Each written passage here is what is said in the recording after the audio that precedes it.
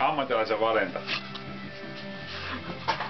Mikä on ammattilaisen valinta? Olvi. Ja noinkin tarkkaan putkityön jälkeen saunaan, niin on ilo käydä asentamaan kattopaneelia. Mikä on paneelin nimi? Lämpö käsitelty leppää.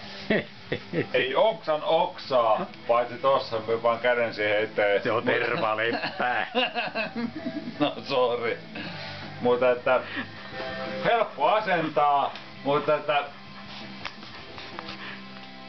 ainoastaan pitää olla tarkkana siinä vaiheessa, että ei ota liian pitkiä pätkiä. Sopivat mittasuhteet. Oho, täälläkin on vähän oksia.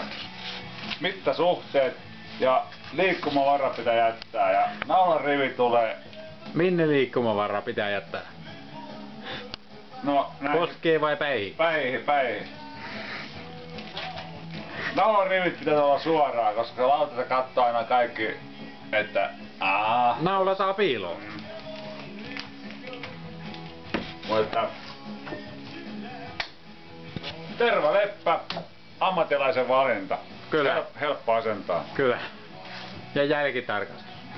Ja sitten kun on naulattu, sliipattu, tarkistetaan, että ei jää nauloja mitään niinku törröttämään, ettei siihen satu kenenkään pää tai mitä lapset heiluu tai kaikki saattaa sattua siellä. Niin jälkitarkastus on kaiken A ja O. Ja sitten vaan ei muuta kuin hyviä löylyjä.